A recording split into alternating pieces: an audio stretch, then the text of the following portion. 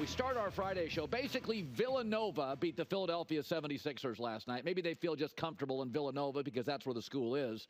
But the three Villanova guys, Jalen Brunson, Josh Hart, Donte DiVincenzo, combined for 80 points, 28 assists, innumerable hustle plays, effort plays. They were the series. And it's very interesting. In the NBA, if you just say this term, Villanova guy, everybody knows what you're talking about. It's like that saying, you ever heard it? Minnesota nice. Everybody sort of gets it. Villanova guy. They don't say that about Kansas guy or Kentucky guy, and those are great programs.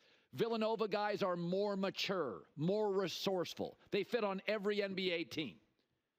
Not every player in this league, most don't want to play for Tibbs. Do you think it's a coincidence that all three Villanova guys not only deal with Tibbs, they flourish with him? John Calipari, I take my shots at him. He used to be at Kentucky. It was a turnstile program. The goal was, John said this, is to get rich. He didn't even care about March, he told us.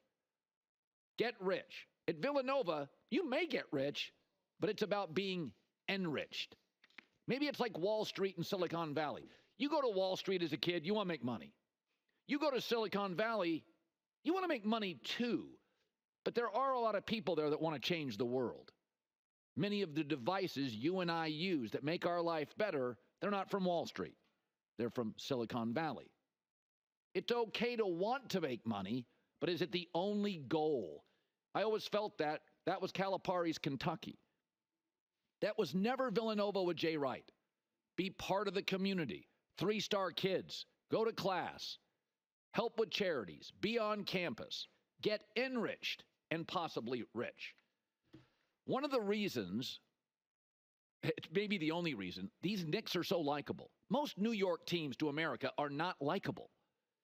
This team's totally likable because they're defined by hustle, effort, discipline, crashing the boards. They've got a star, and even the star was doubted. Jalen Brunson was pushed aside by Dallas, second rounder. Josh Hart's a G-leaguer, fourth team. Donte DiVincenzo, his fourth team. It's an underdog team. Make no mistake, though, the better team won.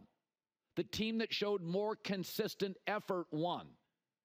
I know these games were close, but so were the Nuggets and the Lakers games. But you knew who was better. And the only reason this thing went 6 is because Tyrese Maxey hit a couple of bombs. We found out later in the review of the official, one of them was traveling and shouldn't have been given. This was the Knicks series. Yeah, they were close, but I said this the other night when they lost a close one. I felt the Knicks were the better team, better effort consistently. It's not a shot at Philadelphia. Love their coach. They've got great players. I think they have a better overall roster. But Villanova guys won the series. So the Milwaukee Bucks didn't have Giannis, no shot. Indiana shot 54% last night. A lot of easy buckets without Giannis. Milwaukee now is what happens in the NBA overwhelmingly when a small market gets a transcendent player. OKC with KD, LeBron the first time in Cleveland, Shaq in Orlando, KG in Minnesota, Kareem in Milwaukee, Giannis in Milwaukee. You win a lot, may even win a title, but you always kind of feel like there's a ceiling. And NBA stars and international soccer stars, I've compared those two before, they don't like ceilings. In the NFL, small market doesn't matter. The way the draft works, you get mature players immediately can change you. Also a hard cap. It's almost hard to be terrible in the NFL. You have to have a lousy owner. But in the NBA, also in the NFL, many of the most iconic franchises are small markets. Green Bay, Kansas City, Pittsburgh, Baltimore. But that's not the case in the NBA. The Lakers, the Knicks, the Sixers, the Warriors, for a long time the Chicago Bulls, big markets. Stars, superstars, they go to big cities. They attract the big cities, attract the superstars. So that's not to say the Milwaukee Bucks haven't tried. I mean, they're running through coaches like the Sixers and Lakers. They're running through coaches.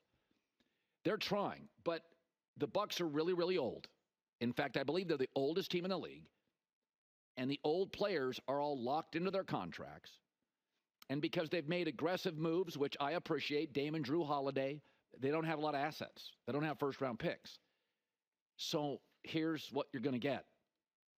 The same team next year. Unless you make a gigantic move, which I could understand if Milwaukee didn't.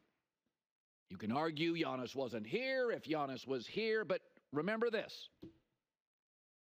The Knicks are going to add a piece, and they're really good now. And Boston may win a championship and have championship confidence now. And Philadelphia has huge cap space and potentially 3 first-round picks. They'll make a move. This may have been the year in the East. The Celtics still have a little uncertainty. Can they win the title? The Knicks are very Jalen Brunson-led. Orlando's too young. Cleveland too consistent. Philadelphia, once again, disappointing. That Orlando team, Paul George ends up there. Good luck. Knicks get KD. Good luck.